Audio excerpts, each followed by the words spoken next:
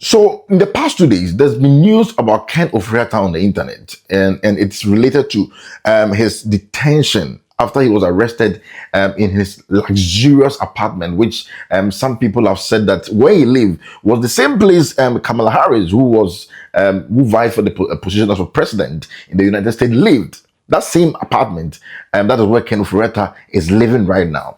And he came out of his house and he was arrested by the ICE team. And the reasons why people are on the internet talking here and there was because that he was arrested based on immigration. We all know that he went into the United States after an invite from his own son to come as a visitor. So when he got there, he had a plan that he was going to change his visa status and become a permanent citizen of the United States of America. And after his arrest, and he was driven away from his location to about 89 miles away from where the arrest was actually conducted. The lawyers of Ken Ofori came out to say that they are doing everything possible, and these lawyers are based on the lawyers in the United States of America and the lawyers in Ghana. They were putting their heads together to make sure that they extend, and then they try to do a new application where Ken Ofori will have permanent residency and live as a citizen in the United States. Today, on News File, the Attorney General sits on News File and gives another bombshell, gives a different twist of the whole situation. And he tells us that Ken Ofori was not arrested by ICE because he has got issues with immigration, that his visa has expired, and then they are doing different applications to extend it. But he makes us understand that him, Attorney General, have also opened up a fresh investigation about some offshore dealings with Ken Ofori, where he is in contact with the lawyers of Ken Ofori who are based in the United States. One of them is the ex-Attorney General for the United States government. So Ken Ofori have gone to get lawyers who are top lawyers in the United States of America. And the Attorney General is saying that based on their fresh investigation, he can say on authority that Ken Ofori's visa was revoked, but it didn't expire. It was revoked in July 2025, and they gave him some time to be able to leave the country, but he did not. And this is a bit shocking. Who responsible for Ofori's predicaments in the US? He's been in ICE detention for how many days now? It must be a very terrible situation for him. Well, okay, so you know that even from day one, I didn't make this public, but I started investigating Ofori, all right? In fact, in his case, I'm doing it with, some foreign investigators that are tracking, all the offshore dealings and so on, all right? And then, of course, we are also doing our own investigations here. They are inconclusive as we speak. I mean, we have not, come to any conclusion. So this is different from the SML. It's different, totally different, and potentially mind blowing. But I that I will not, give any details at this point in time. So I started working with the Americans in respect of Ofori long before OSP, came up with their announcement. Yeah, I started working with them. And I want Ghanaians to know that he just didn't overstay his visa. The visa was actually revoked. So it's not that Ofori overstayed. So in July, the American government revoked, the State Department revoked his visa, all right? And they gave him up to November 29th of 2024 to leave the United States, okay? He did not. And then that is how come that they, decided they were going to, now pursue him, and arrest him. Actually, the arrest was supposed to occur on January 4th, and they did not do so. But on Tuesday, January 6th, they, apprehended him, in the Virginia area and took him into custody. You're saying this is not exactly about immigration? Yes, it's not exactly about immigration. His visa So is well, not his visa is not expired. It expires in February. It was revoked. The visa was revoked. I am telling you this on authority. All right. The last meeting that I had with the American authorities was just 3 days ago. His lawyers say here in Ghana say this is just a standard process. No, it's not. It's not a. I mean, they want to give it that a twist, to make it look like there is nothing wrong. But of course, the extradition request that I sent was in respect of the OSP. Yes, the SML matter. Yes, but I have been working with the Americans diligently on him, and the visa was revoked, and that is how come that he lost his immigration status in the United States. Explain to me, visa is revoked on account of you investigating him?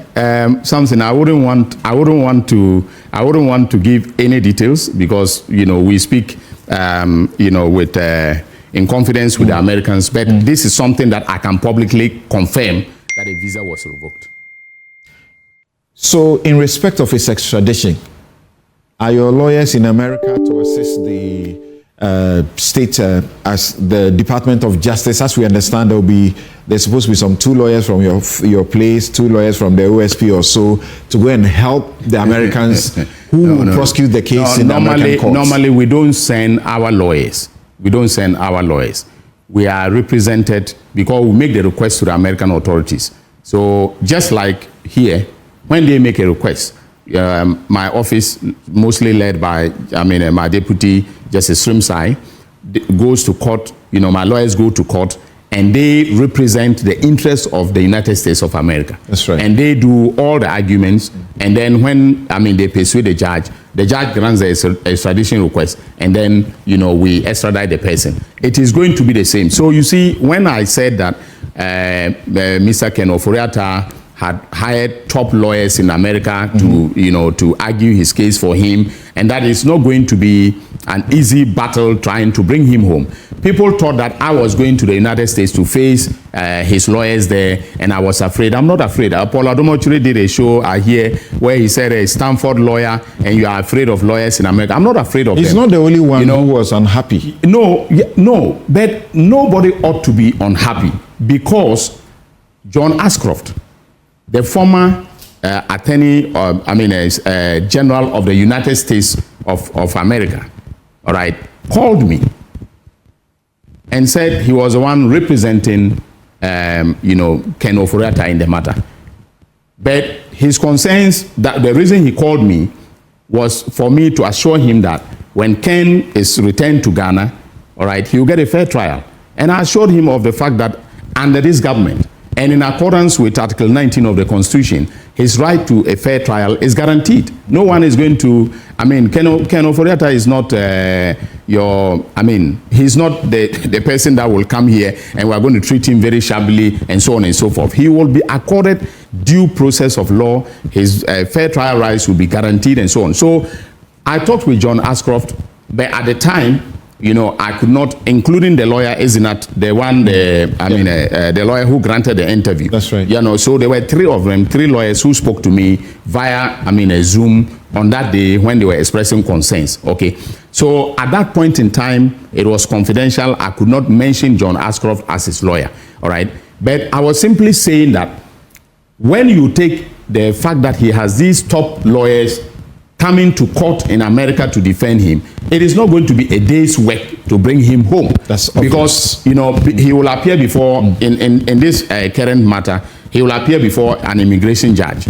All right, on January 20th, he's appearing before an immigration judge. Right. He has a right to appeal that decision to a district court. Right. From the district court, he can go to a circuit court of appeals. Yeah. Then from there to the United States, Supreme Court. That is potentially the legal pathway to the determination as to whether or not he should be taken from America. Right. If he doesn't self-deport, this is what is going to happen.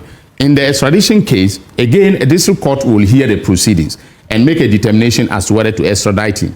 If he is not happy about that, he can go to a circuit court of appeal and to the United States of American, right. So I was just laying out, the legal pathway that lies ahead of us, and which could drag, and that is part of the process of probity and accountability. But why do you get a sick man's visa revoked And as I understand, it was revoked in June. No, in July.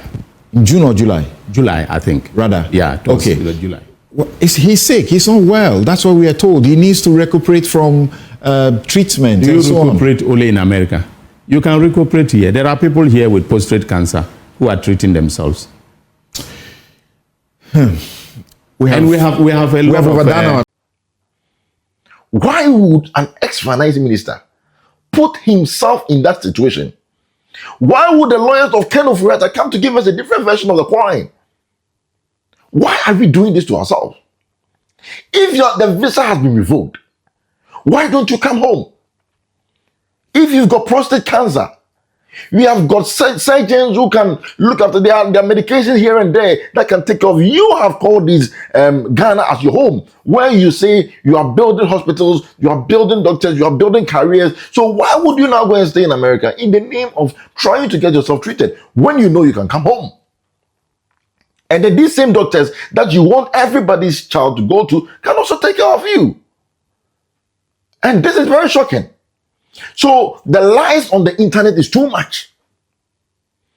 And if you are going to face the OSB, come and face the OSB.